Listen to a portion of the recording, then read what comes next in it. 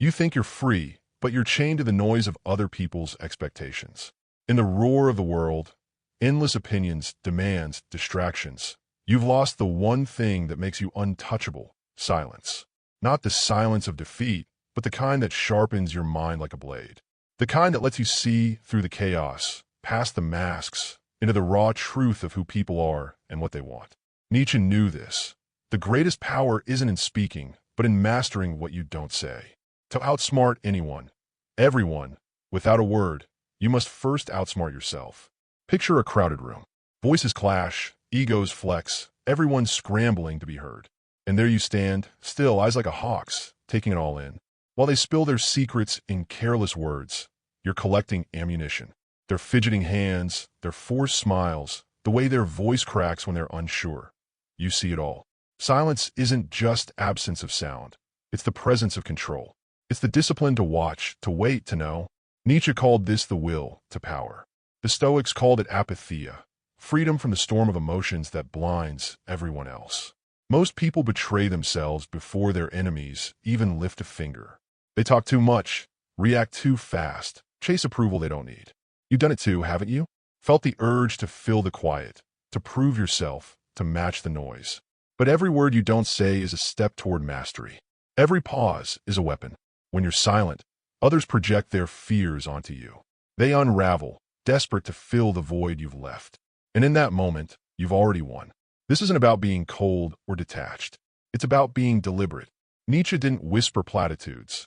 He roared against mediocrity, demanding you become more than the herd. The Stoics didn't flinch at life's chaos. They stood firm, choosing what to let in. Together, they teach you to wield silence like a sword. Not to hide, but to strike with precision. To outsmart the world, you don't need to outtalk it. You need to see it for what it is, a game of illusions, played by people too distracted to notice their own moves. Ask yourself, when was the last time you held your ground without saying a word? When did you last let someone's own insecurity defeat them while you stood unshaken? If you can't remember, you're not in control, you're part of the noise. But you can change that. Right now, start by listening, not to the world, but to the quiet within you. That's where your power begins. That's where you learn to read others before they read you. Nietzsche said, "That which does not kill us makes us stronger." The Stoics taught us to embrace what we cannot change. Together, they forge a truth. Silence is your strength, your shield, your strategy. In a world screaming for attention, the one who masters silence commands a room. You don't need to outtalk anyone. You don't need to fight. You just need to be still and see everything. So stop. Right now. Feel the weight of this moment. You're not here to blend in. You're here to rise above. Let the world keep shouting. Your silence will outsmart them all. These are important yet neglected life topics that we should learn every day. To see more of this, kindly subscribe to this channel and turn on the notification bell to get notified when we share our next video. Also, let us know the city you're watching from and what time it is over there. You don't need to outtalk anyone. You don't need to fight. You just need to be still and see everything. But here's the trap. You're not still. You're caught in a cage you built, bar by bar, without ever noticing. The world didn't lock you in. You did. And the key? It's in your hands, if you'd only stop long enough to look. The invisible enemy isn't a person. It's not your boss, your rival, or the stranger cutting you off in traffic. It's the noise inside you, the restless urge to react, to prove, to fill every silence with something, anything to feel alive. You think you're free because you speak your mind, chase your goals, scroll through endless feeds of validation. But every time you react without thinking, you tighten the chains. Every time you let someone else's words pull you off balance, you hand them your power. Nietzsche saw it. The herd follows the loudest voice, even when it's their own. The Stoics knew it. True freedom is ruling your own mind, not the world's. This trap is subtle. It's not a single moment of failure. It's 1,000 tiny surrenders. You wake up, check your phone, and let the algorithm decide your mood. Someone slights you, and you fire back, thinking you've won. You feel the pressure to speak, to be seen, to keep up with the chaos. And each time you give in, you feed the monster. You call it living, but it's not. It's reacting. It's drifting. It's letting the world pull your strings while you convince yourself you're the one in control. Let's see how deep this goes. Picture your last argument. Maybe it was with a coworker, a friend, a lover. They said something sharp, and you felt it, a jab to your pride, a spark of anger. You didn't pause. You didn't breathe. You spoke fast to defend yourself, to prove you're right. And in that moment, you lost. Not because they won, but because you gave them the power to unsettle you. You let their words dictate your state. Now think further back. The time you stayed silent, not out of strength, but fear of looking weak, of being misunderstood. You didn't speak, but you still lost because you were still reacting, still chained to their perception of you. The trap works like this. It convinces you that power is in the noise. Talk louder, move faster, be seen, be heard. Society screams it. Post more, argue better, win a moment. But every time you chase that, you're running on someone else's track. You're playing their game, not yours. Nietzsche warned of this. The herd lives for approval, for comfort, for the illusion of control. The Stoics saw it too. The undisciplined mind is a slave to its own impulses. You're not just fighting other people's expectations. You're fighting your own conditioning to care. Look closer. You feel it, don't you? That is to check your phone again, to see if someone liked your post, to know you matter.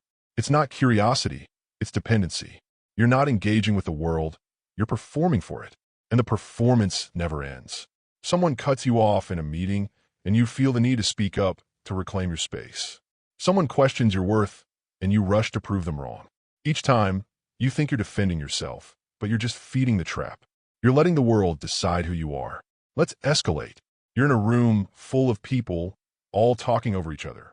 The loudest voice gets the most attention, so you raise yours too. You don't even realize you're shouting just to be heard. Or maybe you go quiet, but not from strength, from resentment, from feeling small. Either way, you're trapped. You're reacting to the noise, not rising above it. Now scale up your whole life. You work a job you don't love because it's what's expected. You chase goals you don't believe in because they're what success looks like. You say yes to things that drain you because you're afraid of saying no. Every choice, every word, every moment you let slip without intention is another bar in the cage. The trap is insidious because it feels normal. It's the voice in your head that says, keep going, keep doing, keep proving. It's the pressure to respond to every slight, to match every challenge with words or action. It's the belief that silence is weakness, that stillness is surrender. But Nietzsche would spit at that lie. He'd tell you that the weak are the ones who can't stop talking, who can't sit with their own thoughts. The Stoics would nod. The truly free don't need to shout their worth. They live it. This conditioning runs deep. It's in the way you flinch when someone criticizes you, the way you feel exposed when a room goes quiet. It's in the stories you tell yourself, that you have to be louder, faster, better to matter. But the truth is, you're not trapped by the world. You're trapped by your own mind, by the part of you that believes you need to react to everything, that silence is empty, that power is external. You've been taught to fear the quiet, to fill it with noise, to let others set the terms of your existence. And yet, you feel it, don't you? That flicker of something stronger inside you. That part of you that knows you don't need to prove anything to anyone. That's the spark Nietzsche called the will to power, the drive to create your own meaning, to rise above the herd. That's the Stoicism that says, I am enough as I am right now. The trap wants you to ignore that spark. It wants you to keep running, keep reacting, keep chasing. But you can stop. You can step out of the cage. Here's how the trap tightens. Every time you speak without thinking, you give away a piece of yourself.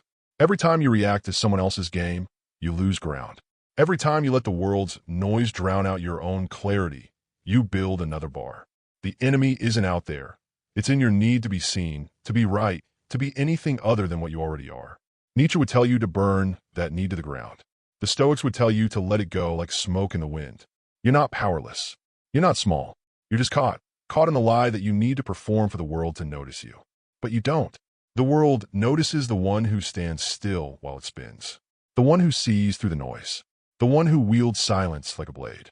That's where your power lies. That's where you start to outsmart them all without saying a word. If you've gotten here, we'd like you to drop an emoji to indicate if this message touches you and if you can relate. That's where your power lies. That's where you start to outsmart them all without saying a word. But to wield it, you must draw from deeper wells, the wisdom of those who've walked this path before you, carving truth from the stone of human suffering. This isn't new. It's ancient. It's the fire that forged emperors and philosophers, warriors and thinkers. It's the Stoic flame, refined by Nietzsche's hammer, echoing Sun Tzu's strategy. These masters didn't preach from ivory towers. They lived in the trenches of life, facing betrayal, exile, death. And their lessons? They cut through the noise of empires then, just as they slice through the digital din now.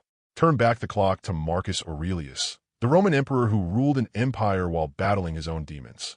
In his meditations, he wrote, "You have power over your mind, not outside events. Realize this, and you will find strength." 2 millennia later, you're scrolling through feeds, letting notifications hijack your focus, drowning in self-doubt because someone's opinion pierced your armor. Marcus wasn't tweeting platitudes. He was on the battlefield, facing barbarian hordes and court intrigue. Yet he chose silence over reaction. He knew that the real enemy isn't the critic or the competitor. It's the mind that lets them in. Today, that translates to your inbox overflowing with demands, your social media laced with comparisons. You feel the pull to respond, to defend, to prove. But Marcus whispers, don't. Own your mind. Let the world rage while you stand firm.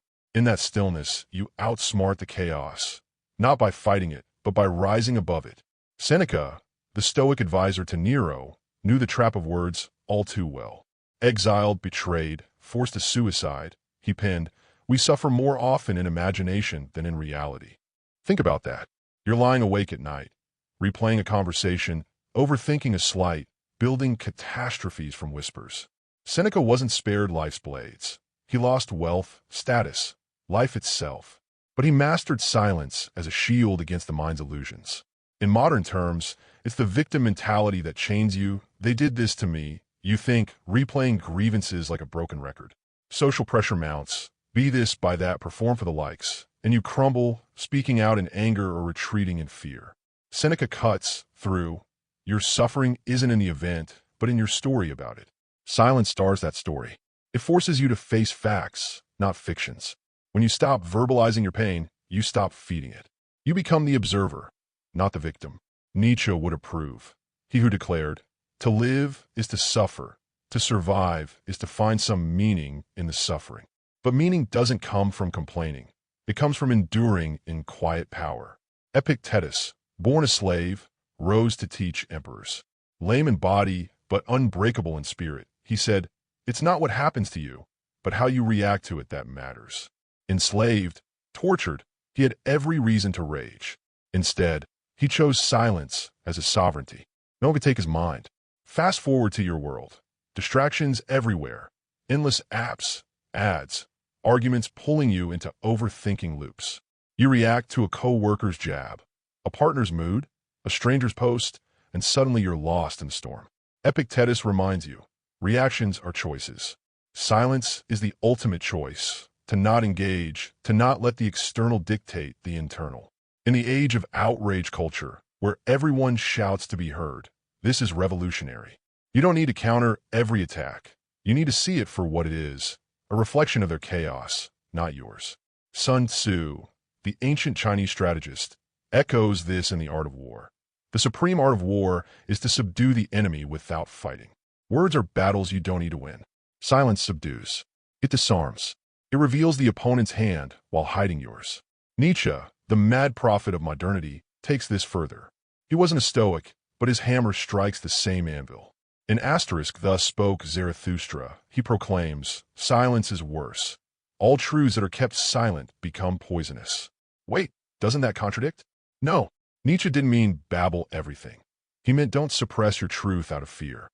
His silence is active, a predator's pause before the pounce. He railed against the herd mentality, the masses who conform, who speak to fit in, who let resentment fester unspoken. Today, that's you in the grip of social pressure, posting for approval, arguing in comments, silencing your authentic self to avoid conflict. Nietzsche demands you become the Übermensch, the overman who creates his own values. Silence, in his hands, is creation, withholding words to forge inner strength. It's the antidote to victimhood, where you blame the world instead of mastering it. Combine this with Stoic discipline, and you get dangerous intelligence, the calm that sees through overthinking that turns distraction into focus. These warriors didn't just theorize, they lived it. Sun Tzu outmaneuvered armies with strategy, not brute force. He who knows when he can fight and when he cannot will be victorious, he wrote. In your life, That's knowing when to speak and when to hold back. A heated meeting, a family feud, an online troll. Fight with silence, and you win without wounds. Marcus faced plagues and wars. Seneca navigated tyranny. Epictetus endured slavery. Nietzsche battled madness. Their common thread? They anchored in what they could control, the response. Silence was their anchor in storms we still face. Self-doubt whispering you're not enough. Overthinking turning molehills into mountains. Victim mentality shifting blame outward. Translate this to now. You're bombarded by distractions designed to keep you reactive.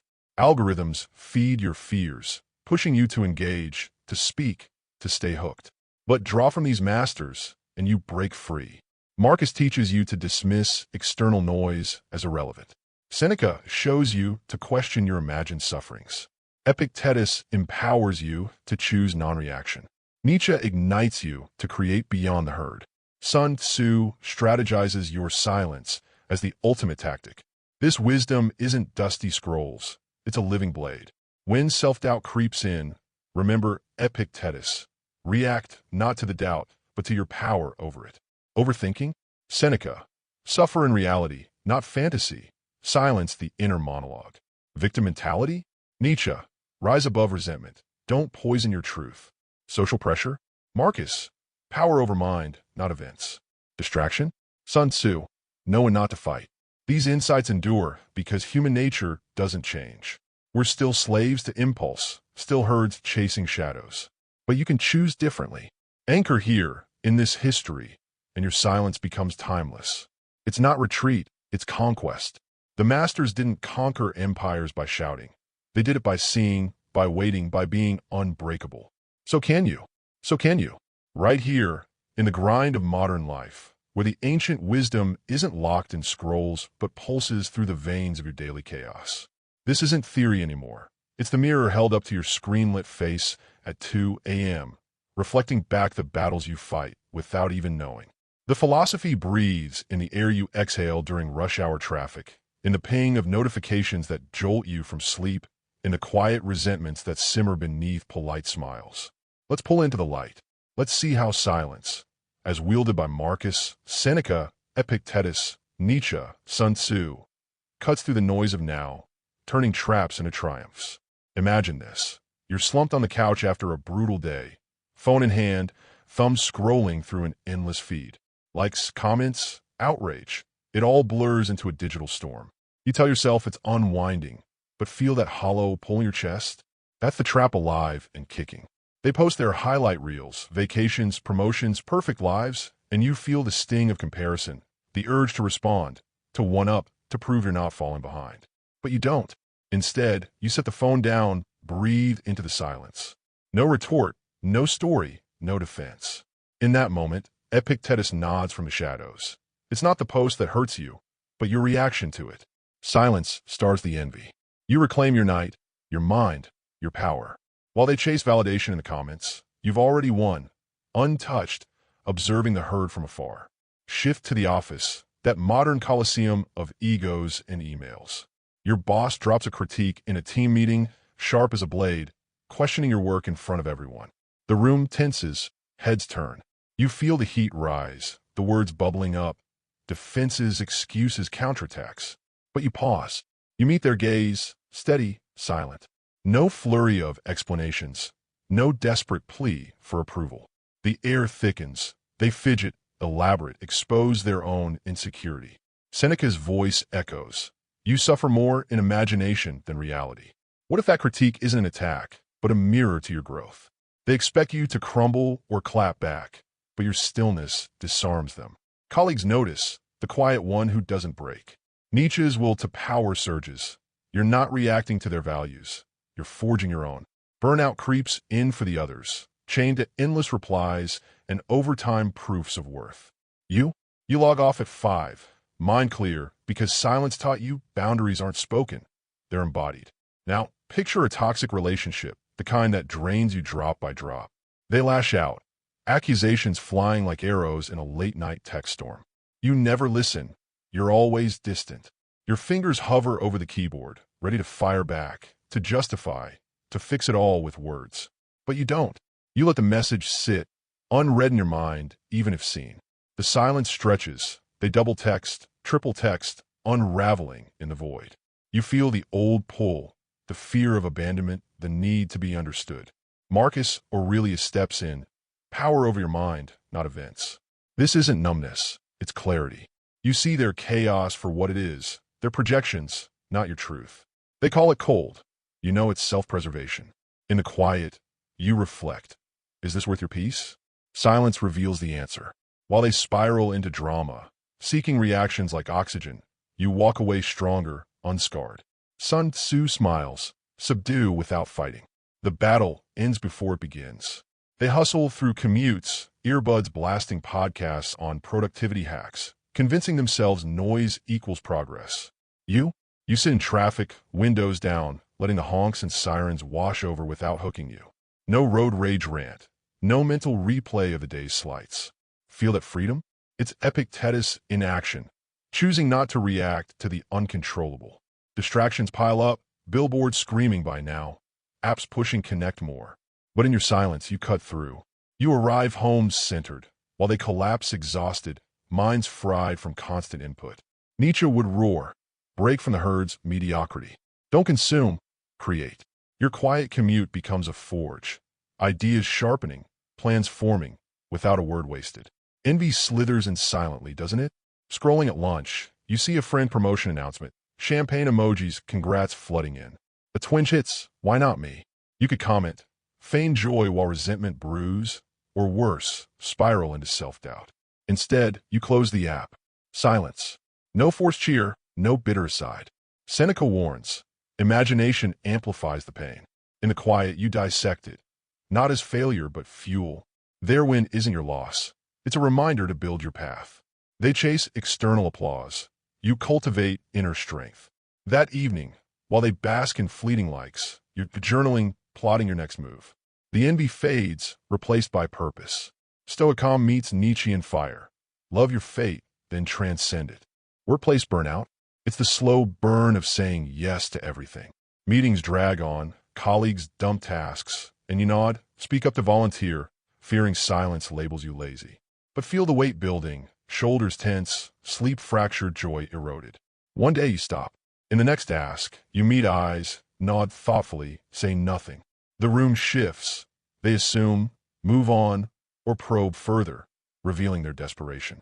Marcus teaches, be the good man, not argue about it. Your silence sets the boundary. They overcommit, crash, you thrive, energy preserved for what matters. It's not avoidance, it's strategy. Sun Tzu, know when not to fight. Late night doubts creep in, phone glowing like a siren. Am I enough? Whispers the mind, pulling you into overthinking loops, replaying failures, forecasting disasters. You could journal out, vent to a friend, fill the void with words. But you don't. You sit with it, silent. The discomfort peaks, then ebbs. Epictetus, it's your reaction that matters. In the stillness, truth emerges, not the amplified fears, but raw reality. You're not broken, you're human. Nietzsche pushes, turns suffering into strength. Morning comes clearer. They wake groggy from endless mental chatter. You rise ready. Social pressure mounts at gatherings, opinions clashing, everyone vying to be right. They argue politics, trends, life hacks, voices rising. You listen, observe the cracks in their confidence, the bids for dominance.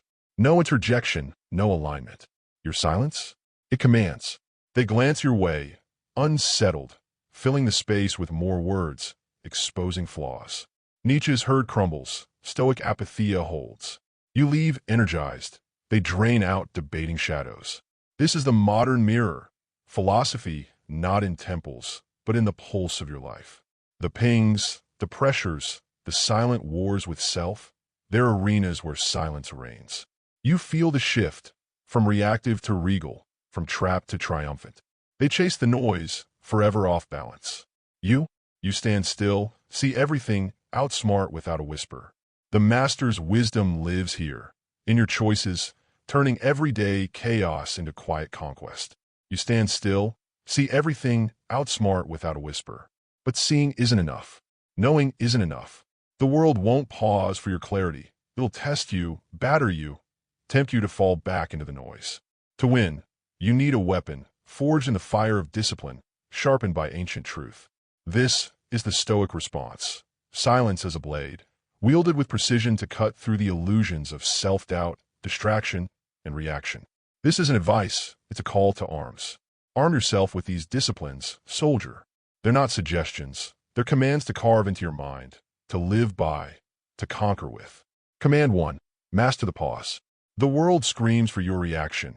Every ping, every slight, every challenge begs you to speak, to act, to prove. Don't. Pause. Let the urge rise and pass like a wave. In that pause, you seize control. Marcus Aurelius said, between stimulus and response, there's a space. In that space is our power. Make that space your fortress. Someone cuts you off in a meeting? Pause. Their words sting? Pause. Your phone lights up with drama? Pause. In that breath, you see their intent, their weakness, their chaos. They expect noise, you give them silence. They falter, you advance. Practice this daily. Before every word, every text, every reaction, pause. 1 second, then 2, then 5. Build the muscle. The pause is your shield. It protects your mind from their traps. Command 2. See, don't speak. Your eyes are sharper than your tongue. Train them to cut through the fog. Nietzsche wrote, in individuals, insanity is rare, but in groups, it is the rule. The herd reveals itself in motion. Watch their hands fidget, their eyes dart, their voices crack. In a heated argument, they'll betray their fears before you say a word. At a party, their boasts expose their insecurities. In a negotiation, their haste shows their desperation. Speak, and you give them ammunition. See, and you disarm them. Practice this. In every interaction, observe first. Note one detail, body language, tone, a slip of the tongue, before responding. Make it a game. How much can you learn without opening your mouth? The more you see, the less you need to say. Your silence becomes a mirror. They'll see their own flaws reflected back. Command 3. Starve the noise. The world thrives on your attention. Every notification, every argument, every demand is a hook. Don't bite. Starve it. Seneca said, we are more often frightened than hurt. Our troubles spring from opinion, not reality. Your phone buzzes at midnight? Let it sit. A colleague provokes you? Let their words dissolve. Social media tempts you to scroll, to compare, to react? Close the app. Each time you refuse the bait, you weaken the trap. Make this a ritual. Set 1 hour a day where no noise enters. No screens, no chatter, no distractions. Sit with your thoughts. Feel the discomfort. Let it burn away the clutter. Starving the noise strengthens your core. They'll keep shouting, keep posting, keep demanding. You grow quieter, stronger, untouchable. Command 4. Choose your battles. Not every fight is yours. Sun Tzu taught, he will win who knows when to fight and when not to fight. Words are battles. Pick them wisely. That coworker's passive-aggressive jab? Not your war. That online debate spiraling into rage? Not your field. Save your energy for what aligns with your purpose. Before you speak, ask, does this serve my path? Does this move me forward? If not, let it go. Silence is your strategy, not surrender. Practice this. Once a day, walk away from a pointless conflict. Say nothing. Feel the power in restraint. They'll exhaust themselves in petty skirmishes. You'll conserve your strength for the wars that matter. Command 5. Forge your own truth. Nietzsche demanded you become the Übermensch. Create your own values, not the herd's. Stop seeking approval. Stop measuring yourself by their metrics, likes, titles, applause. Silence is your forge. In it, you craft who you are. When self-doubt creeps in, don't argue with it. Observe it. When social pressure mounts, don't conform, question it. Epictetus said, first say to yourself what you would be, and then do what you have to do. Every morning, write one sentence. What do I stand for today? Then live it wordlessly. Your actions, not your words, define you. They'll clamor for external validation. You'll build an inner fortress. Their opinions are noise. Your truth is steel. Command 6. Embrace the discomfort. Silence isn't comfortable. It's a crucible. It forces you to face yourself, your fears, your flaws. That's why they avoid it, filling every moment with chatter, screens, excuses. You won't. Nietzsche wrote, that which does not kill us makes us stronger. Lean into the quiet. Feel the weight of an unanswered text, an unresolved slight, an unvoiced fear. Don't flinch. Don't fill it. Let it teach you. Practice this. Once a week, sit alone for 10 minutes, no distractions. No phone, no music, no words. Just you. The first minute stings, the 10th transforms. They run from discomfort. You wield it as a weapon to sharpen your soul. Command 7. Act, don't announce. The herd broadcast their plans, seeking cheers before they've begun. You don't. Marcus Aurelius said, waste no more time arguing about what a good man should be. Be one. Your silence is preparation. Your action is proof. Want to change your life? Don't post about it. Do it. Want to outsmart your rival? Don't taunt them. Outmaneuver them. Each step you take in quiet conviction is a blow against their noise. Practice this. Take one action daily without telling a soul. A workout, a page written, a skill honed. Let the results speak. They'll shout their intentions. You'll show your victories. These commands aren't ideals. They're weapons. Wield them daily. The pause is your shield. Observation your blade. Restraint your armor. Starve the noise. Choose your battles. Forge your truth. Embrace the discomfort. Act without fanfare. This is the Stoic response, tempered by Nietzsche's fire, guided by Sun Tzu's cunning. They'll keep reacting, keep shouting, keep stumbling. You'll move through the world like a shadow, silent, deliberate, unstoppable. Every moment you choose silence over noise, you cut a chain. Every pause you master, you reclaim a piece of yourself. This is an inspiration. It's a battle plan. Take it. Use it. Outsmart them all. Take it. Use it. Outsmart them all. But don't mistake this for a game of mere tactics, a clever way to win arguments, or dodge drama. This is bigger than outmaneuvering a rival or silencing a critic. The Stoic response, silence as your blade, discipline as your armor, cuts deeper than the surface of daily battles. It carves a path to something eternal, your identity, your freedom, your purpose.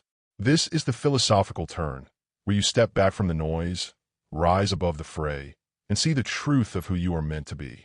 This isn't just strategy, it's awakening. It's the moment you stop fighting shadows and start forging meaning. Zoom out. Picture yourself not in the office, not on your phone, not in the heat of a tense exchange, but alone, standing on a cliff at dawn.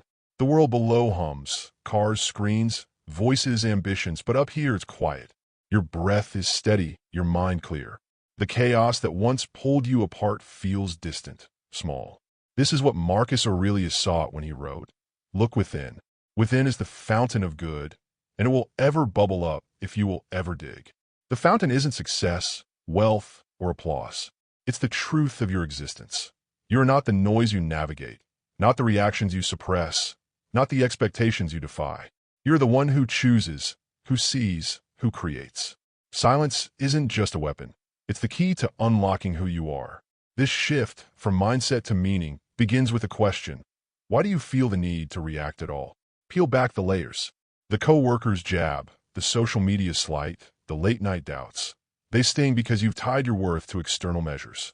The herd's approval, the world's metrics, the fleeting rush of being right. Nietzsche saw through this illusion.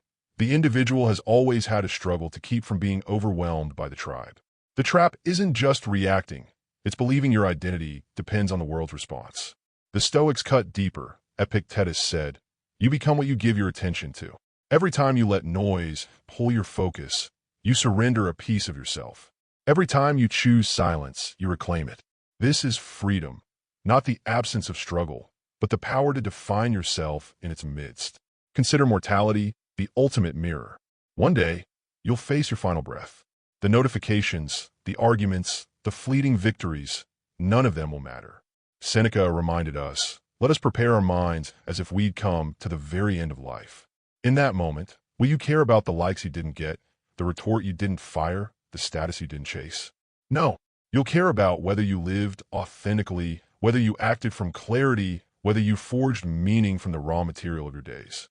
Silence is your guide here. It strips away the trivial, forces you to face the essential. In the pause, you ask, what am I here for? Not to win debates or collect followers, but to become what Nietzsche called the Übermensch, a creator of your own values, a master of your own destiny. This isn't about escaping the world.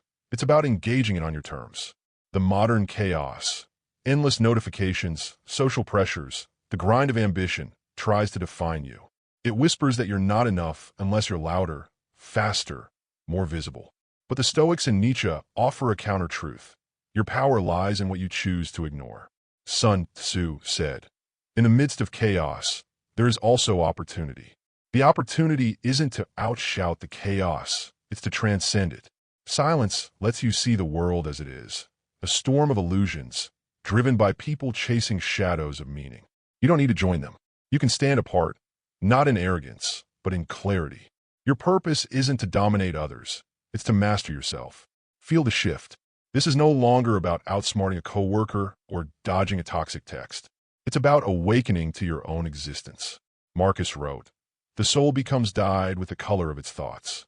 Let your thoughts be dyed with intention, not reaction. Every pause you take, every noise you starve, every battle you refuse, you dye your soul with freedom. You're not just navigating life, you're shaping it." Nietzsche's amor fati, love of fate, meets Stoic discipline here. Embrace what comes, not as a burden, but as raw material for your growth. That argument, that failure, that moment of doubt, they're not traps, they're chisels. Use them to carve a life of meaning. Step back further. The world spins on, a carousel of noise and distraction. They run in circles, chasing approval, fleeing discomfort, shouting to be seen. You don't. You stand still, not passive but powerful. Silence becomes your sanctuary, where you meet yourself without pretense. Here, you're not defined by what others think, what screens show, what society demands. You're defined by what you choose to value. Courage over comfort, clarity over chaos, purpose over popularity. This is the enlightenment the masters point to, not a fleeting high, but a grounded truth. You are enough, not because the world says so, but because you've chosen to be. This turn is spiritual, not in the sense of mysticism, but in the logic of existence. You exist. You choose.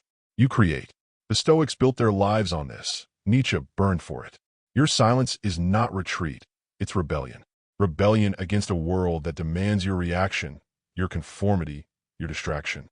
Every time you pause, observe, and act with intention, you declare your sovereignty.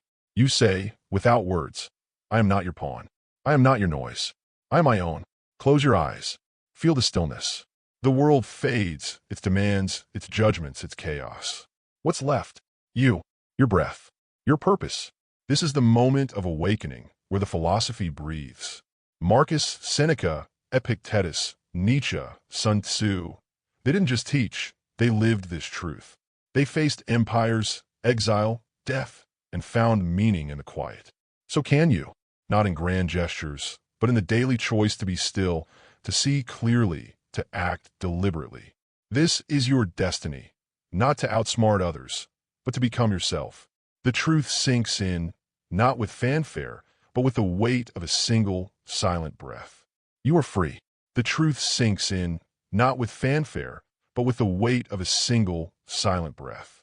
The truth sinks in, not with fanfare, but with the weight of a single, silent breath. You are free. But freedom isn't a gift. It's a vow. It's a blade you sharpen every day, a fire you tend in the dark. This is the final Stoic declaration, the oath you take not to the world, but to yourself. It's not a shout. It's a whisper that echoes in your bones, a promise carved in the quiet where no one else can reach. This is your stand, your line in the sand, your rebellion against the noise. You've seen the trap, learned the wisdom, wielded the weapon, and glimpsed the meaning. Now you seal it. You swear it. You live it. I will not be the noise. In a world that screams for my reaction, I choose silence. Not the silence of fear, but the silence of power. When the phone pings, when the critic stabs, when the doubts creep, I will pause. I will breathe. I will see. The pause is my fortress, my first act of defiance. Marcus Aurelius stood against empires. I stand against the chaos of my own mind. I vow to master the space between stimulus and response, to let no external force pull me from my center. My silence is my sovereignty. I will see before I speak. The herd betrays itself in every careless word, every unguarded glance. I will watch, not judge. I will observe, not react. Nietzsche taught me to rise above the tribe. Epictetus taught me to guard my attention. I vow to read the world like a strategist, Sun Tzu's disciple in a digital age. Their insecurities, their haste, their need for approval, they will reveal themselves while I stay still. My eyes are my blade, cutting through illusions without a sound. I will know more than I say, and in knowing, I will command. I will star the chaos. The world feeds on my distraction, screens, arguments, endless demands. I will not feed it. Seneca knew suffering grows in the mind's stories. I vow to let those stories die in silence. No more chasing notifications, no more answering every slight, no more filling the quiet with noise. I will carve out moments, hours, if I must, where the world cannot touch me. In that stillness, I will find my strength. They will drown in their own clamor. I will rise in my restraint. I will choose my wars. Not every battle is mine. Sun Tzu's wisdom is my map. Fight only where I must, only where it serves my purpose. I vow to let petty conflicts pass, to let the loud exhaust themselves. My silence is not surrender, it's strategy. I will save my energy for what aligns with my truth, my path, my destiny. They will waste theirs on shadows. I will build with fire. I will forge my own meaning. Nietzsche's Übermensch is not a myth. It's me, creating my values, my truth, my life. I vow to reject the herd's measures. Likes, titles, applause. My worth is not their verdict. It's my choice. Every doubt, every discomfort, every challenge is my raw material. I will shape it, not flee it. Marcus taught me to look within. I vow to find my fountain, to let it flow through every deliberate act. I will embrace the fire. Silence is not ease. It's a crucible. I vow to face it. The weight of the pause, the sting of the unspoken, the truth of my own flaws. Nietzsche said suffering makes us stronger. I will let it burn me clean. I will sit with the discomfort, not run from it. They seek comfort in noise. I seek clarity in the quiet. My soul will grow sharper, not softer, in the forge of stillness. I will act, not announce. Words are cheap. Actions are eternal. I vow to let my life speak louder than my voice. Marcus urged me to be, not argue. I will live my truth in every step, every choice, every silent victory. They will shout their plans. I will show my results. My purpose will shine not in what I say, but in what I do. This is my oath, sworn in the quiet where truth lives. I am not the world's pawn. I am not its echo. I am the one who chooses, who sees, who creates. Every pause, every restraint, every silent act of defiance is my rebellion. I'm the master of my mind, the architect of my fate. The world will scream, but I will stand, still, unshaken, awake. My silence is my strength. My clarity is my crown. I am free, not because the world allows it, but because I choose it. I will live this truth, not tomorrow, but now. In every breath, in every moment, I am my own. This oath is yours to carry, not as a burden, but as a blade. Let it cut through the noise of your days. Let it anchor you when the storm rises. Let it remind you who you are when the world tries to forget. You are not here to react, to conform, to fade. You are here to rise, to create, to become. Take this vow, not with words, but with your life. Stand in the silence. See the truth. Live it. The masters, Marcus, Seneca, Epictetus, Nietzsche, Sun Tzu, stand with you, their wisdom alive in your choices. The world will keep spinning, keep shouting, keep demanding. But you will outsmart it all, not with noise, but with the quiet power of a soul awake. If this message spoke to you, follow for clarity, not comfort. And comment below, I choose awareness. Because awareness is the first weapon of strength.